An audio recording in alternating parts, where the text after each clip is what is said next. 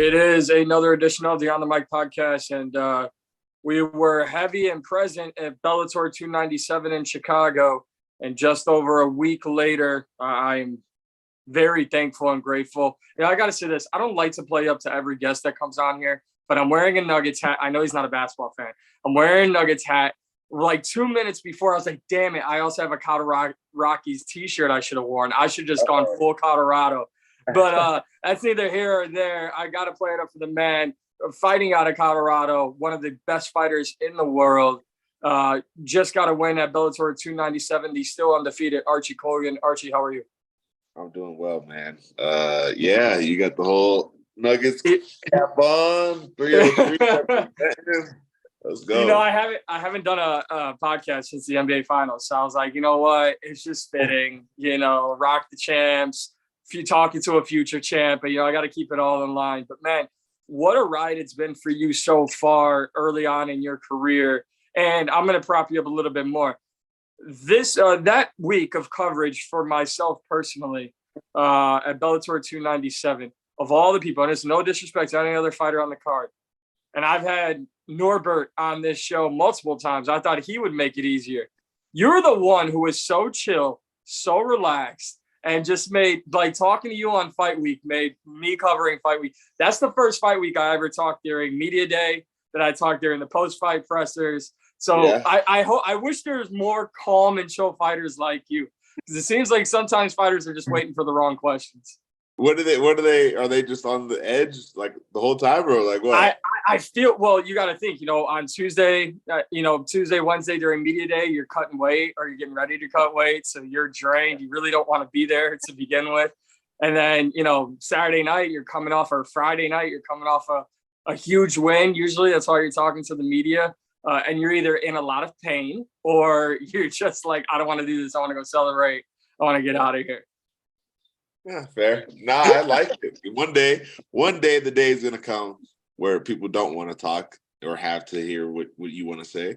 For me, I think that's probably a while because I'm pretty young in this game and I think I got a lot to offer. But it's going to come for everybody where people are going to, these wins aren't as big anymore, and these you're just a retired guy. Nobody wants to just interview the retired guy, so I enjoy media day. I enjoy talking to people. I enjoy the process of having to think about questions that people ask. I think it helps you, just like sometimes people ask questions that I haven't asked myself, and I'm like, oh shit, that's a good question. Let me think about that for a second. And then it makes you operate in a different space going into this fight, and maybe it takes a different approach sometimes. And I like media day. It offers a different kind of challenge, a different set of challenge that we need. That's a big reason why I wanted to have you on the show, man, because you have such a mature mindset for it. And I will say this to defend the fighters. I'm not saying I'm perfect, and I'm definitely not Ariel Helwani, but I have definitely been in press conferences and Zoom conferences where I've heard media members go, hey, Archie, do you feel it's a safe bet if I put $200 on you in my fight? And I'm like, what? Like, what are you? Or I've had one person be like, yo, Anthony Pettis, I would love to smoke with you sometime. And I'm like, that's great. I'm like, so I can definitely understand from a fighter's perspective, but going to your mindset approaching your career, 8-0 undefeated, now in the top 10 in the division with Bellator. How do you kind of separate what this business is and what you're looking to get out of this business? Because sometimes it's about the stardom, the money, how big you can make your brand. But for most fighters, it's about becoming world champion, giving themselves a life of luxury that they feel they deserve. How do you separate that? Well, I think they're all hand in hand. I really do. I think that if you promote yourself right, and you obviously winning is the most important thing, right? But you continue to win, and you promote yourself right. Like, I think you can get all those other things. I think you can get the luxuries, and you can get the legacy, you can get the longevity. But it does take due diligence to make sure, and discipline to make sure that you're doing all the right things Not just, unfortunately, it's no longer just fighting. Like, unfortunately, you have to promote yourself. The promoter promotes you also, but people also tend to find out when you promote yourself more, the promoter will promote you more. Right? You get a little bigger following and get a little traction in your social medias, then they feel more inclined to promote you too. So that's your job also as a fighter, or as a professional athlete, is to make sure that you can promote yourself. And obviously, we've seen in many situations that people who have done such a really well job of promoting themselves, sometimes they can get fast tracked above the guy who's, he just doesn't care to promote himself. He doesn't care for any of that stuff. And you've seen it in some places. Like, I think Sean O'Malley now does deserve to be in the position that he's in. He's gotten some dope wins and he's really good. But on the way up there, he's only had like one or two of those wins. Well, some of these other guys have banged off, 5, 6 of these wins in the top 10. So there's different routes to it. But I think that if you play them right, longevity, money, promoting, fighting can all be hand in hand as long as you're disciplined. Again, incredibly mature mindset from you. Let's go back to Bellator 297. You beat Emmanuel Sanchez, and I know I spoke to you after the fight. This was my big concern. I was like, I don't want to ask him the same things I asked him post-fight. But it has been, over a week since that fight. And I don't know if you've gone back and watched the fight or anything like that. But how do you feel now, just over a week removed from that victory? Well, I watched it on the flight back. I haven't watched it since then, but I did watch it on the flight back. I feel great about it. There's definitely some things that I'm happy were shown or exposed in the fight that I get to take back and continue to build on. Maybe other people have seen it, maybe they didn't, but I know myself and I know the tendencies that I do and the things that I have been working on to correct and make better. Some of them crept through and I was like, I like that. I got to continue to work, continue. I got a dominant 30-27 win, but I still have a handful of things that I need to take away from this and I can continue to work on. So the next time that you guys see me, like, ideally I polish those things back up and I'm super sharp. But yeah, I feel great about the win. He's a tough dude, tougher than anybody I've fought for sure. But it's tougher. I mean, it was a hell of a fight, man. And that's a guy who you spoke highly of and had respect for. He's a Grizzly veteran. I think everyone that knows the sport knows that. Going back to what you just said about finding some things that you want to polish up. How comforting is that for you to be so open and honest with yourself, make yourself a little vulnerable to critiques and criticism? Because undefeated, having the track record that you have, all the accomplishments that you've already achieved in life, some people would be like, you can't tell me anything. Like, I'm continuing my rise to the top. We're taking this plane all the way to the top. It doesn't matter. There are no road bumps, but for you to be like, I just got to polish things up. I think that's very, very good. And I think it's something a lot of fighters refuse to look at or would like to ignore. Why is that important for you? Well, some early, my head coach told me is just as much as he or any other coach is important, it's important for me to coach myself. I'm going to be one of my most important coaches my entire career is what he said, actually. So like, I think that a lot of fighters kind of leave the coaching and the upgrading portion to their coaches. And that's just wrong. Like your coaches can't feel what you feel, right? They obviously can see what they see. And that's why coaches are the best and that they really do bring and upgrade you like nobody else can, right? When you get the right coach, at least. But they also don't feel what you feel and know how the things that prior to meeting them. Like there's a lot of things that coaches can miss and they need your help. I'm aware of my abilities and I think it's important for me to get to where I want to get to. I have to do a really good job of being just self-aware and just being like, hey, like, you know, blank happened. You have to be better than that. Like, you promised, you told yourself that you want to be better at it. Okay, well, you know, it exposed itself. You got to do it. Okay, and then you get right back to work. You know, accountability, I think, is huge in this sport, in any sport, but especially when, you know, it's you against one other person. Yes, the coaches are there, but holding yourself accountable in a fight, in the gym, I think it's one of the most important things in this sport. Now, you did talk about after the fight as well. You talked about wanting to take some time off. I know it was like right around Father's Day. Did you have a good Father's Day with your kids? I did, man. It was fun. It was really low key. You know, we spent the first bit of the day here, and then we went over to my dad's house and hung out with him all day, and just did like a family thing and just chilled. It wasn't anything like to be jumping off the wall and saying we did this, but you know, sometimes those are the best times. It's just when for sure, you're just chilling. How does that now? Where is your schedule lining up now? I know it's only been a week. I know you want to take time to enjoy it with your family. When would you like to get back in there and compete? For sure, one more this year. I would think like October, November would be nice. Which kind of aligns with everything really with Bellator too. You know, they've already booked up their August and the Dublin card.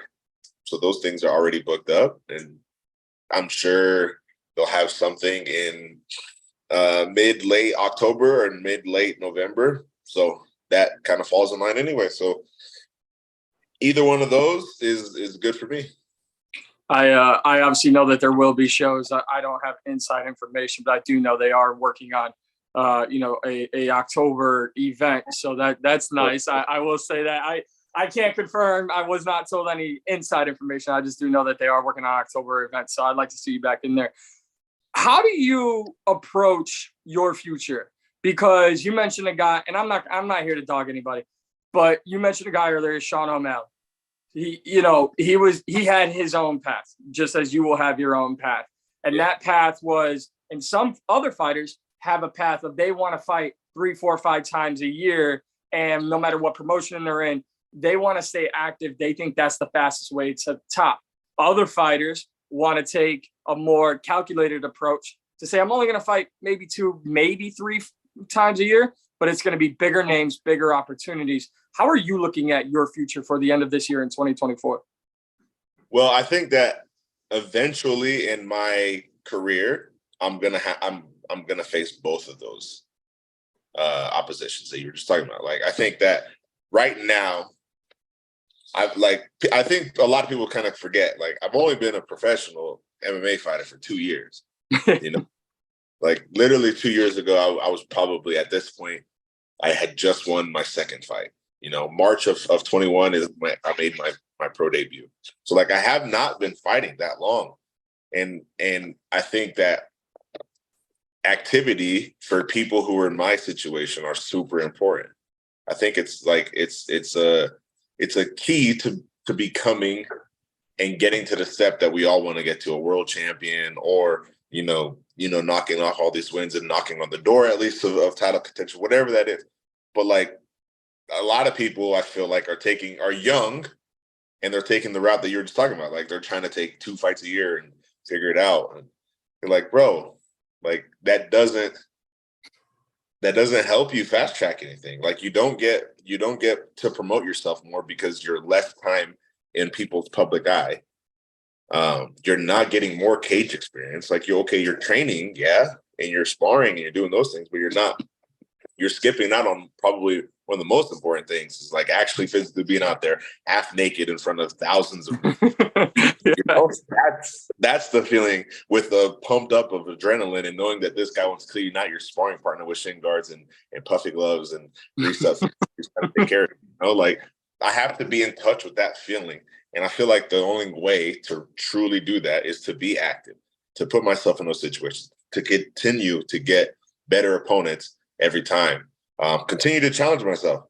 Like, I'm not just going to sit here and try to sit on, some record. I don't really care for Like people, especially in MMA now, like people are always talking about like undefeated record and stuff. Like I don't feel like I'm undefeated. I've lost. I've had my heart ripped out, and part of my heart is still in Cleveland, Ohio, where I lost my senior year to become my lifelong goal of being an All-American wrestler. Didn't happen. Like I know what it's like to lose, and that's really still right here. That pain is right here with, and I don't. At least in the last 5 years, it hasn't gone away, and I don't think it's gonna go away. So like the undefeated record is cool. Like if you could throw a one on there, and I didn't physically have to lose, I wouldn't really care, you know. But I don't want to lose, so then it's like a vicious cycle because I don't want to lose. So then you are chasing the undefeated record just because you don't want to lose, but it's not the actual like undefeated record that I'm attached to. And then like that was a little tangent to circle back.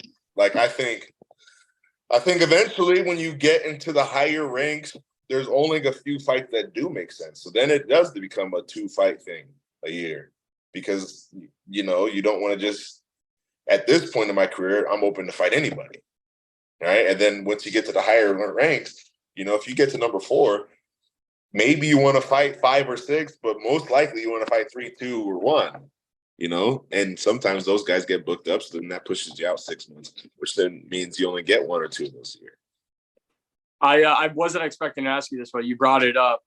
The undefeated record kind of, I guess, label that so many people, whether it's media, fans, other fighters, like it's so different in MMA than it is in boxing, obviously, right? Boxing world championship fights, they want one guy to be 21-0 and the other guy to be 24-1, and that's the biggest fight we can make. And you know, then all that gets involved. But on the MMA side, you know, that rarely ever happens. Obviously, 2 totally different sports. But what is your thought process? Do you feel, and obviously, no, I'm not asking, is it good to take a loss? But it doesn't ruin your career to take a loss. No, I think most of the time, like, I mean, MMA, I'm still honestly learning it, but I feel like MMA could be different depending on the loss you take. If you take a really brutal knockout, maybe that does do something to you. That's hard to bounce back from. I don't know. And I'm not going to act like I'm Mr. Pro in that field right now because I'm not. I don't understand it fully. But I do know that when taking a loss, like a hard loss, will talk to you in a way that no win could ever talk to you. I know that, right? And good and bad. Like you will belittle yourself to the smallest decimal point after a tough, hard loss. But also, man, if you can bounce back from that, the self-talking that you can do from coming from a low like that back to a high like that, you know, will probably bring your next high higher than it ever was, just because you know what you're capable of and you did defeat yourself in self-doubt and those kind of things. So, man, losses are tough. Yeah, and it could be like I said, it could be different with MMA and boxing and taking, you know, brutal knockouts or whatever it is. But for what it's worth, like a loss is a loss. It's not like most people, the true competitor isn't pissed off and sad that they lost. Like you're sad and you're pissed off and you're disappointed that your work did not prove that you're better than the person you thought you were better than. Like your work did not show, you know, hours and hours and hours of preparation, and somebody else's hours of preparation was better than what yours was. That's the hard pill to swallow. At least it is for me. Like just knowing that I thought, man, I was better than this guy. I thought that I was going to do this, and that guy just came in, stood you, looked right in the face, and said, "No, man, I'm doing it." And his work's better than yours. That's what hurts, at least from my point of view. Well, I don't want to keep you too much longer. I do appreciate you making time for me this morning. You're now sitting at number 10 inside the rankings. We talked about when you'd like to get back in there. Any specific opponent you have in mind? Because, I mean, at this point now, you know, with a number attached to you, especially, you know, looking to make that next jump, you're looking at guys ahead of you, but I'm sure there are plenty of guys who want to come take that ranking from you as well. Yeah. I don't know. I don't have a specific person. I know that I'm in a good spot though. I know that people who or maybe have established their name, similar to like an Emmanuel Sanchez, and they went back into that conversation. You know, they want to win off of a guy who has a number next to the name. So that puts me in a good situation for a fight like that. And obviously, anybody who's also got a number next to their name wants to probably fight somebody with a number next to their name. So that also puts me in a good situation for that. So I don't know who. I'll let Colgan and Ali figure that out and come hit me up about it. But yeah, come October, November, I'm ready for whatever. Obviously, we know your training partner's friends, Justin Gaethje. He's got a big fight coming at the end of July here. What do you make of that fight? How do you see that fight playing out? I think Dustin Poirier is good. Right. No, I get it. Man. But Dustin Poirier is a good fighter. But it's obvious which team I'm on. There's no hiding that. I'm a supporter of my friends, and I'm not gonna ever say anything against that. So I think that Justin has made a lot of adjustments and has improved a lot since their last fight, more so than Dustin has. I'm not saying Dustin hasn't, but I just think more so. I think the thing that was Justin's demise in that fight, he improved a lot versus the things that Dustin was doing well, which was just like tight, crisp combos in boxing. I don't feel like he's improved that part that much. He's improved a lot in other areas, but I just don't think that part, which was working well for him, I don't think he's improved that part that much. And I think Justin, the thing that hurt him in the fight, he's improved that a lot. And the thing that was working well for him, he's improved that a lot. So obviously I'm very biased in this situation, but I'm team highlight. I believe that he's going to get the dub. I don't know if it's going to be a finish or anything like that. As a friend, I hope he gets it. Right. But, yeah, no, trust me, I wasn't expecting you to be like, no, I got Dustin Poirier all the way. But I guess the two other questions I had about it, one, I'm personally invested in this question, is if you can take me behind the curtain of a training session with Justin, right? Because we all see those, no pun intended, highlight moments where you're like, how is he going still through all of this? How is he standing? And what is he doing to the other guy while everyone thinks he's out? What is a training session like where you guys are just in absolute war? Or is it the opposite and you actually really truly don't go through war together? I mean, yeah, ideally, either of us are trying. I mean, I think a good sparring partner isn't trying to hurt you. You're just you're trying to get a real good cardio push. You're trying to get a good feel on things you're trying to work on with your coaches. And it's not actually a fight. So I think we both have built some trust with each other that neither one of us is trying to do that. But with that, sometimes you zig when you should have zagged, even though this person wasn't trying to hit you like that. Sometimes you get hit hard. He's a good training partner. I would say that almost every beginning of a workout, he's a goofball, man. He jokes, he fucks around, and in a wrestling practice, he'll come up and start leg kicking me, and I'm like, bro, stop. Or he'll come up and like punch me in the liver while we're wrestling, and I'm like, what are you doing, bro? I'm trying to wrestle. Like, he's a goofball. And then obviously when it's time to kick it into gear and focus, like, he does that really well too. But man, he just goes in there and tries to have fun and enjoy himself and embrace the suck of every practice. And I mean, he's a good training partner. But let me take that a step further too. If you start throwing some wild stuff at him, then yeah, he'll pull guard and start doing what he needs to do. I love that. Now, probably a dumb question because I know he doesn't really care about it, but how do you personally feel about them bringing the BMF title back in for this fight? Because I mean, all the respect to both sides, they are two pretty badass motherfuckers, but it's just I mean, it's marketing purposes at this point. Yeah, honestly, I never really cared good or bad for it.